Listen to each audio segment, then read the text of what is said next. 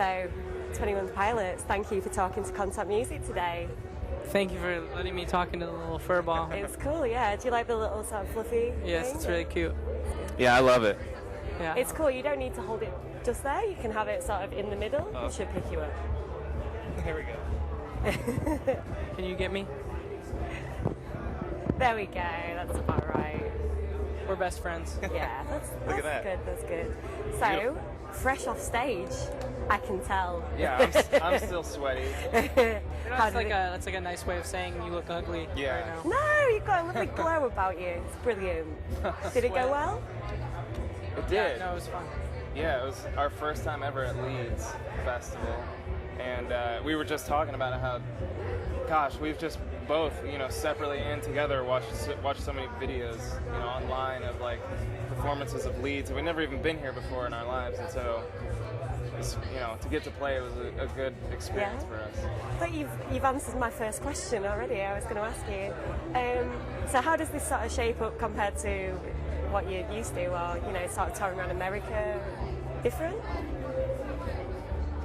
I think, yeah, I guess I didn't know what to expect. We've been doing a lot of festivals this summer, Right. And as much as I really think we also have been talking about how people really are kind of the same all over the world when it comes to music, and or at least where we've played so far, America and then Europe. But I think there's something about the environment here.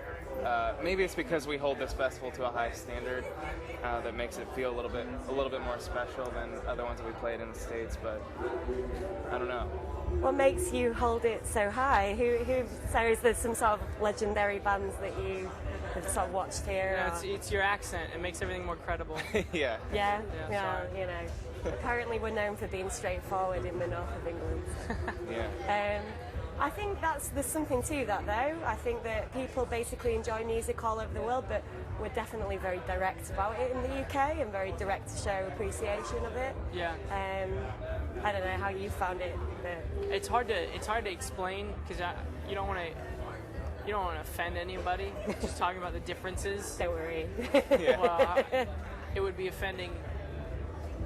There's a difference between American festivals and European festivals, and we're starting to learn that this year. So we kind of gone through a crash course of just different cultures, how people dress, how they respond to different things from stage, and crowds of people. They all think together, so it's almost like talking to a completely different person. Playing to a different country or a different culture.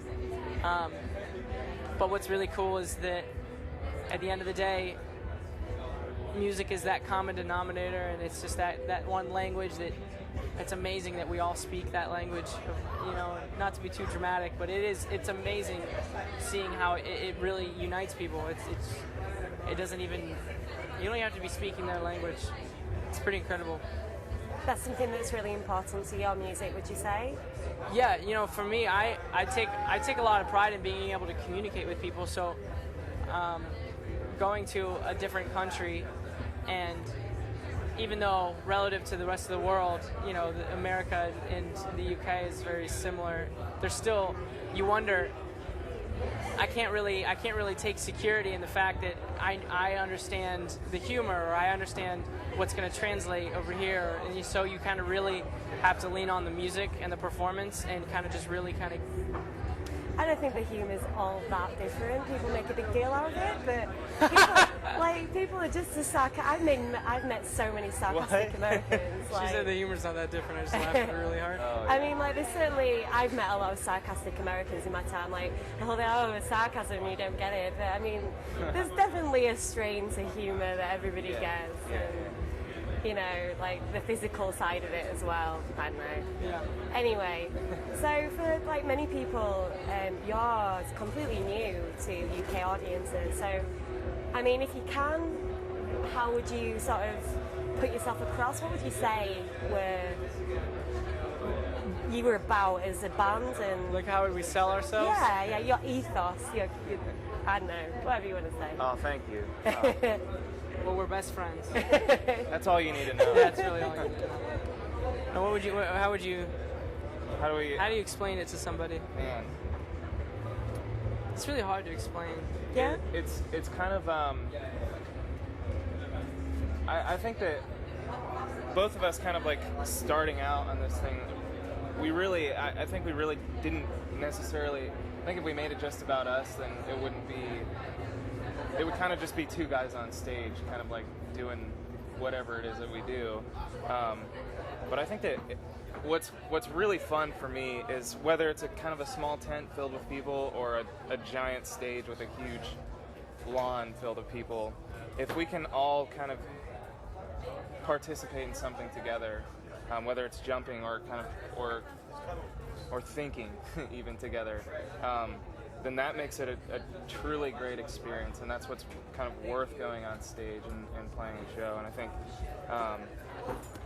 we're about being energetic. I feel like passing out right now because we just played, and I think that when we can incorporate and then involve people and people can be participating, then that's got to be a real hard thing to do every night, because you've toured all around the US, haven't you?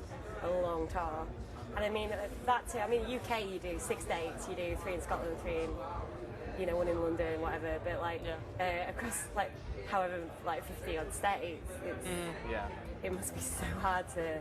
Well, the good thing is it justifies us eating horrible. It's our workout every night, I'd say. So it's like Taco Bell or McDonald's. Yeah, you know. I know Taco Bell. I'm a big fan. So let's talk about serious things. The album is due out, September? Yeah? So you're in a really exciting point, sort of, just before it's released. Yeah. Are you nervous, or are you sort of just desperate to just get it out there? Or? How do you feel? I guess I didn't know when it was coming out. Oh, right, okay. I'm gonna be honest. I could act like, oh yeah, we knew that. We totally knew, and I probably should have known. But now I'm nervous. Okay. You just made us nervous. You made me really nervous. I was asking you could have been excited as well. You could have been excited. No, that news is great news. What are we gonna do? I feel like we should tweet. We should probably tweet about it. Yeah, we should tweet about it. I don't know. Well, that was something I was going to ask you. I mean, you've got a massive home fan base in Ohio, where you're from. So, is it like, do you value word of mouth more, or do you tweet? Well, people don't interact as much anymore. Yeah. So their word of mouth is on the internet, where it's good for us that it can ultimately be my word of mouth to someone else can be seen by other people. Yeah. So instead of like a one-on-one interaction,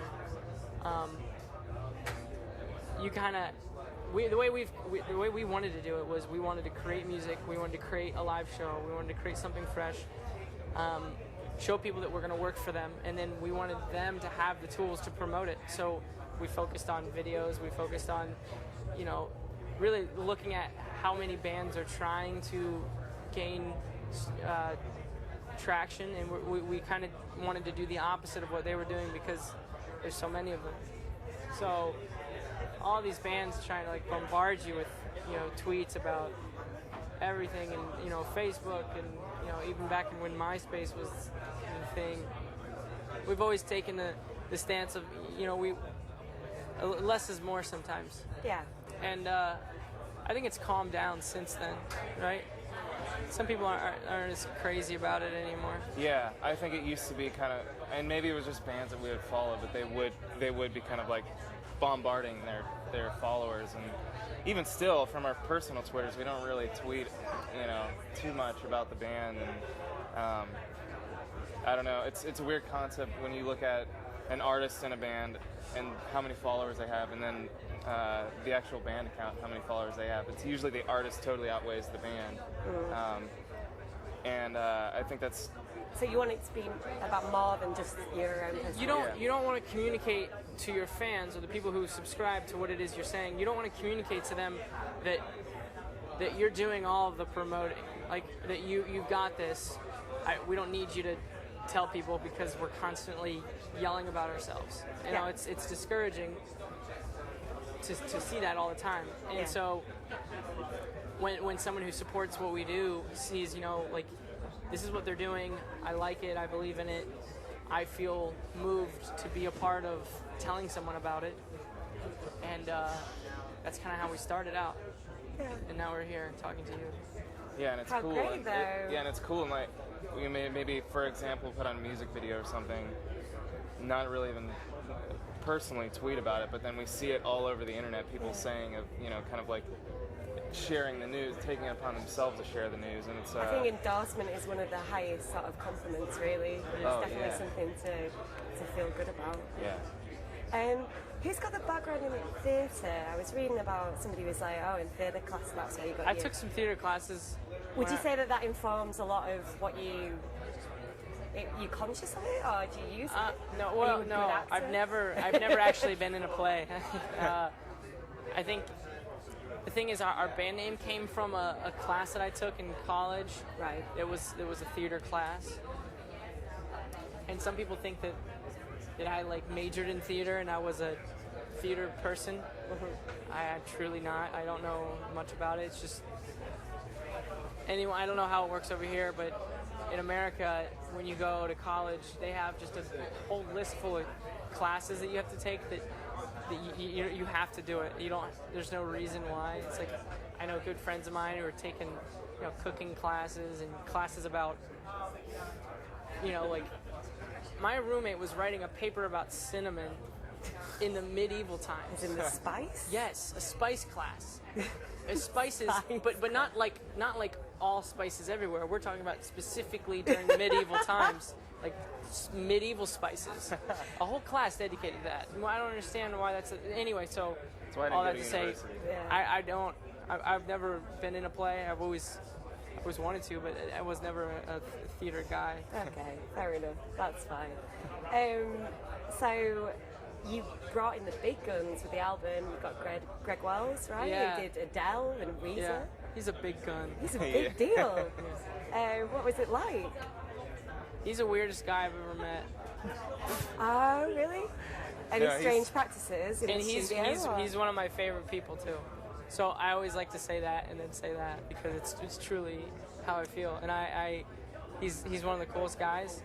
And the way he approached us and how he let us do what we wanted to do musically, you would never, all of the presuppositions that you form in your head about what someone like him must be like because he works with so many huge artists, he wasn't any of those things. No? He wasn't any of the negative things, and he was all of the positive things. So Sweet. It's always really scary and stressful to trust your music with somebody else, and Yeah. kind of like hand it off and be like, okay, well, now you're going to help us get this to where we want it. And it's something that we specifically had in mind of what we wanted. And he was a very soft cushion for us to kind of throw that onto. And Yeah, because some bands won't do it, and also by the same principle, some producers won't sort of listen to bands at all. They'll just do whatever they want to do and finesse on it. some producers are about justifying their existence, so forcing something onto the music just to kind of right. make up for why they're there. And he didn't do that at all.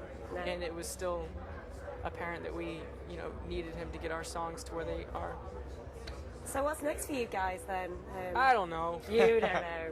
Bar? Let's Glasgow, Yeah, obviously? we're driving to Glasgow. Our tour manager's driving there, and this is first time ever driving on the left side of the road. So I'm kind of like, I'm like tired, but I'm like sort of sleeping with one eye open to make sure Just that in case, don't veer off to the. It happens. No, he's doing a great job. But we're going to Scotland and coming back and playing Reading Festival, and then we go back to the States and tour for like a month with Fall Out Boy. Oh, Fall Out wicked. Boy. Yeah. And Get their names right. We know that from previous experience. oh yeah. Anyway. Um, Best left unsaid, but thank you so much for talking to us, Yeah, guys. thank It's you. been a pleasure. so much. Thank Thank you you for for talking having us. Thank you. to us. Thank you. Cheers.